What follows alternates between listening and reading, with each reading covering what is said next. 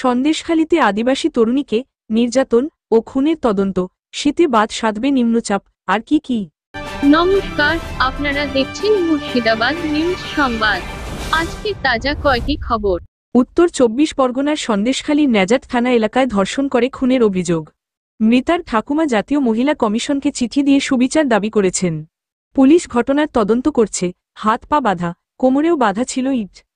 ওই অবস্থায় শনিবার সকালে এক আদিবাসী তরুণীরা দেহ পুকুর থেকে উদ্ধার করা হয়। এ নিয়ে শোরগোল শুরু হয় উত্তর ২৪ পরগনার সন্দেশখালীর ন্যাজাট থানা এলাকায়। কয়েকদিন ধরে নিখোঁজ ছিলেন ওই তরুণী। পরিবারের অভিযোগ, ধর্ষণ করে খুন করা হয়েছে তাদের মেয়েকে, যদিও নির্দিষ্ট কারো দিকে আঙুল তোলেনি তারা। মৃতার ঠাকুমা জাতীয় মহিলা কমিশনকে চিঠি দিয়ে সুবিচার দাবি করেছেন। পুলিশ ঘটনার তদন্ত করছে। ওই ঘটনা নিয়ে পুলিশ কি বলছে, কোন দিকে তদন্তের গতি প্রকৃতি, সেদিকে নজর থাকবে আজ। বাংলাদেশে বিতর্ক ও ভারতের অবস্থান। ভারতকে ব্যান্ডউইথ ট্রানজিট সুবিধা দেওয়ার সিদ্ধান্ত প্রত্যাহারের পর ভারতের বিরুদ্ধে আর সুর চড়িয়েছে বাংলাদেশ। মুহাম্মদ ইউনূসের নেতৃত্বাধীন অন্তর্বর্তী সরকারের আইন উপদেষ্টা আসিফ নজরুল শনিবার বলেছেন, ভারতকে বুঝতে হবে, বাংলাদেশের মানুষ আর নতজানু নীতি মেনে নেবে না। আমরা সমধিকার এবং সমমর্যাদার ভিত্তিতে বন্ধুত্ব চাই। বাংলাদেশে সংখ্যালঘুদের উপর অত্যাচারের অভিযোগ ঘিরে ইতিমধ্যেই নয়াদিল্লি ঢাকা সম্পর্কে টানাপোড়েন তৈরি হয়েছে। ত্রিপুরার রাজধানী আগরতলায় ধর্মীয় বিদ্বেষ ছড়ানোর অভিযোগ উঠেছে সীমান্তের পার থেকেই। আগরতলায় বাংলাদেশের সহকারী দূতাবাসে হামলার প্রেক্ষিতে পরিষেবা বন্ধ করেছে ইউনূস সরকার। এই পরিস্থিতিতে আগামী সোমবার একদিনের জন্য ঢাকায় যাচ্ছেন বিদেশ সচিব বিক্রম মিশ্রি।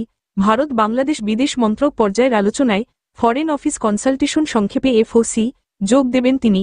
বাংলাদেশ বিতর্ক কোন দিকে গড়ায়, ভারতের অবস্থানই বা কী হয়, সেদিকে আজ নজর থাকবে। বিদ্রোহীদের কার্যকলাপে কি সিরিয়ার আসাদের পতন হবে?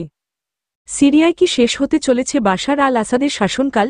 সে দেশের বিদ্রোহী দুই সশস্ত্র গোষ্ঠী হায়াত তাহরির আল শাম HTS এবং তাদের সহযোগী জইশ আল ইজ্জা যৌথ বাহিনী ক্রমশ এগোচ্ছে সিরিয়ার রাজধানী দামাস্কার দিকে।